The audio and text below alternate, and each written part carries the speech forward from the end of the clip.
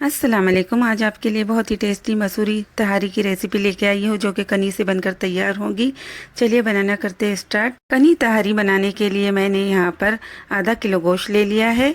इसे डाल दूंगी मैं कुकर के अंदर।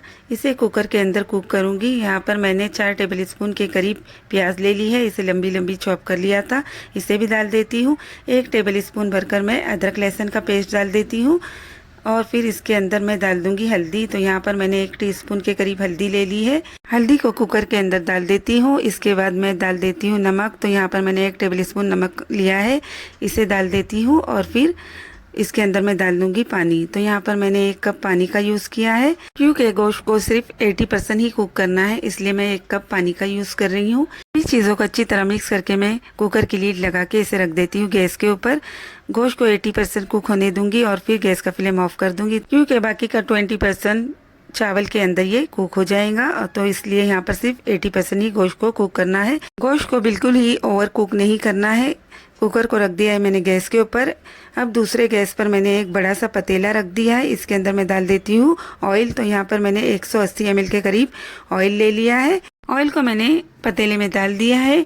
अब इसे अच्छी तरह गर्म होने दूंगी और फिर इसके अंदर मैं डाल देती हूँ आलू। आलू अच्छी तरह फ्राई करना है। तो यहाँ पर मैंने 300 ग्राम आलू ले लिए थे और इसे इस बड़े बड़े पीसेस में कट कर लिया है। इसकी स्किन मैंने निकाल ली थी। आलू को तहारी में फ्राई करके ही डालना चाहिए, जिसकी वजह से आलू का टेस्ट बहुत ही अच्छा आता है। इसलिए मैं इसे फ्राई कर रही हूँ। इसे फ्राई करने के बाद मैं निकाल लूँगी। तो यहाँ पर सभी पीसेस को मैंने डाल दिया है और अच्छी तरह फ्राई कर लेती हूँ। 2 से 3 मिनट तक इसे फ्राई करने के बाद निकाल लूँगी। तो यहाँ पर देखिए इस तरीके से इसे फ्राई करना है। यहाँ पर मैंने एक बड़ी साइज़ की प्याज ले ली थी। प्याज को मैं पतीले के अंदर डाल देती हूँ और अच्छी तरह फ्राई करूँगी।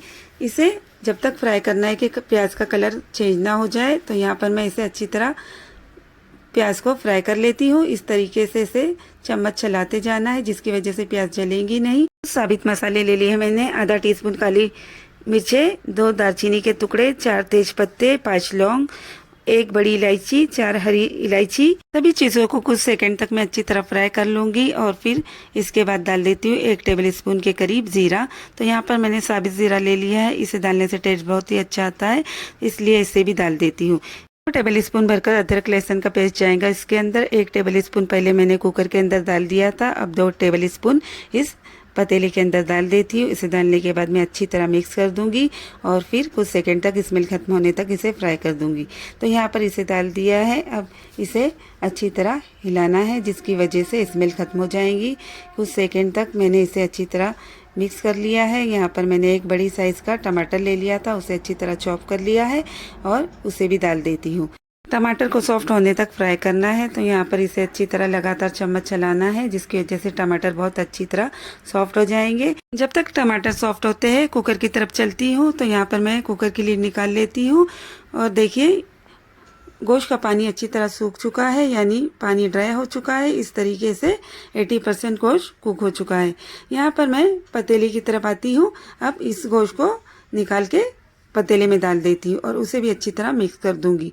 इसे मिक्स करने के बाद अच्छी तरह कुछ सेकंड तक फ्राई करूंगी। यहाँ पर अगर पानी हो तो कुकर में, तो चावल में जब पानी डाले तो वो देख कर डाले, क्योंकि कुकर का पानी ड्राई हो चुका है। तो पानी का मेजरमेंट मैं अपने हिसाब से बताऊंगी। यहाँ पर 1 टेबल स्पून मैंने धनिया पाउडर डाल दिया है, 2 टेबल स्पून कश्मीरी लाल मिर्च पाउडर डाल दिया है, 1 टेबल स्पून भरकर तीखी वाली लाल मिर्च पाउडर का यूज़ किया है, 1 टेबल स्पून मैं गरम मसाला पाउडर का यूज़ कर रही हूँ।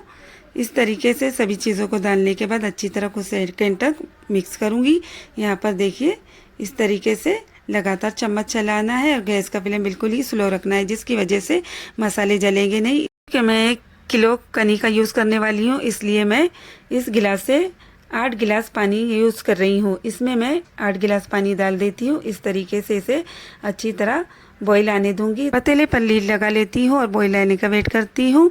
यहाँ पर मैंने 1 किलो बासमती राइस ले लिया है, ये कनी है। आधा कप मैं इसमें अक्खी मसूर दाल यूज़ कर रही हूँ। आप चाहे तो लाल वाली मसूर दाल का भी यूज़ कर सकते हैं। तो यहाँ पर मैं इसे डालकर इसमें मिक्स कर देती हूँ और उसे अच्छी तरह वॉश कर लेती हूँ।